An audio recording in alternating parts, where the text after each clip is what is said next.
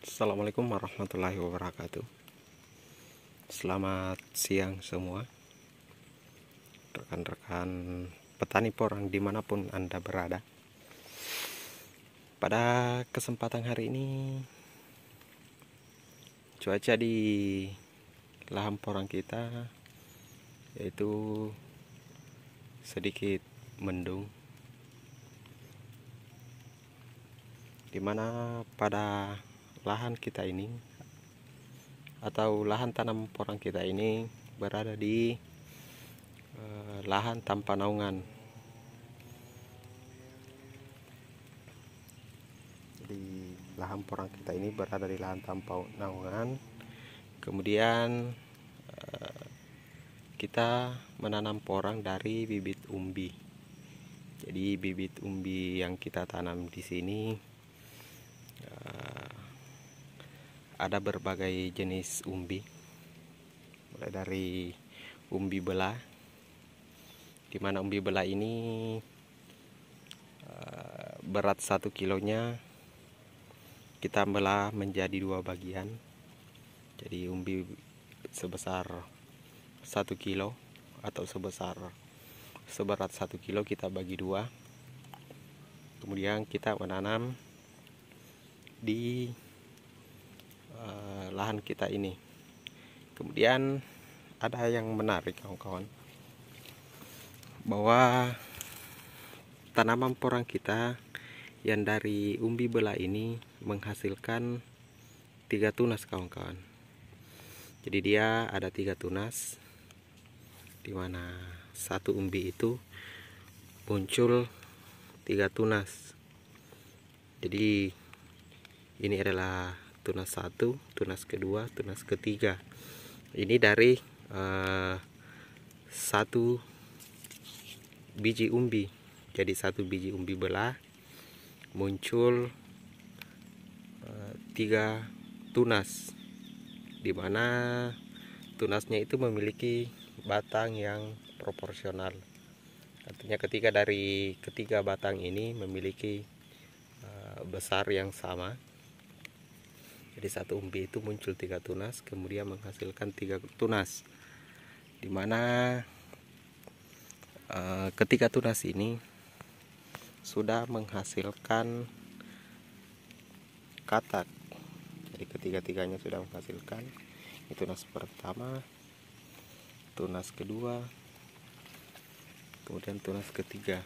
Jadi ketiga tunas ini tumbuh bersama-sama dari satu umbi. Jadi itu yang menyebabkan, atau faktor yang menyebabkan biasanya terjadi seperti ini adalah umbi-umbi belah atau umbi yang kita karantina. Kemudian dalam proses karantinanya itu terjadi ada yang busuk atau yang rusak, sehingga dia bisa muncul beberapa tunas. Jadi beda misalnya dengan tanaman-tanaman yang lain, dari umbi belah yang lain rata-rata hanya muncul 1 tunas. Seperti itu kawan-kawan. Jadi di lahan kita ini ada beberapa yang tumbuh tunas lebih dari 1. Ya, misalnya ini ada 3 tunas yang muncul. Kemudian itu ada tunas, dua tunas yang muncul. Kemudian ada pula yang sebelah sana itu, ya muncul juga lebih dari 1 tunas. Terus bagaimana dengan sistem pembesaran umbinya? Nah, untuk pembesaran umbinya sendiri, ketika ia tumbuh 3 tunas seperti ini, dia juga nantinya akan mengalami pembesaran umbi sebanyak 3.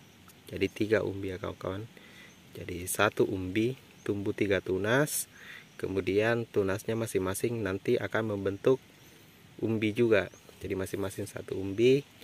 Berarti nanti kalau kita insya Allah kita bongkar, dia akan menghasilkan 3 biji umbi yang berbeda. Entah nanti setelah kita bongkar apakah nanti saling mepet di bawah perkembangan umbinya, atau tetap terpisah menjadi 3. Tapi saya yakin dia akan membentuk 3 juga umbi. Tapi untuk pembuktiannya nanti kita akan coba melihat setelah tanaman ini dorman.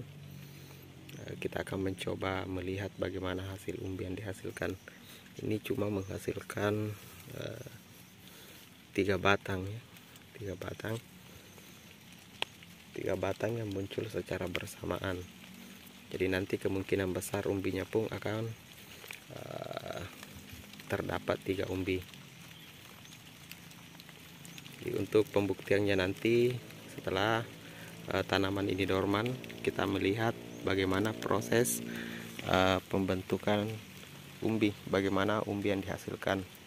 Pertanyaan selanjutnya, apakah maksimal dengan 1 umbi menghasilkan 3 batang?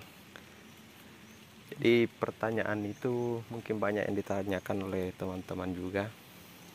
Jadi menurut pengalaman saya mencoba menjawab dari apabila tanaman porang kita itu menghasilkan 3 umbi, dari 1 umbi munculkan 3 buah tunas yang muncul secara bersamaan, kemudian membentuk umbi-umbi baru, kemungkinan hasilnya itu tidak terlalu signifikan perkembangan umbinya dibanding dengan tanaman porang yang tumbuh 1 umbi. Karena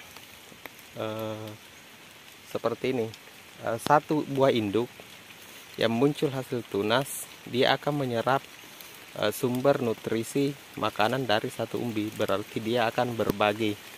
Begitu pula dengan hasil akhirnya nanti pasti akan berbeda antara yang menghasilkan 3 tunas dengan 1 tunas. Jadi untuk seperti itu. Oke kawan-kawan, mungkin cukup sekian dulu untuk video kali ini, karena hujan juga sudah mulai turun. Kita akan melanjutkan di video-video selanjutnya. Sekian dan terima kasih. Assalamualaikum warahmatullahi wabarakatuh.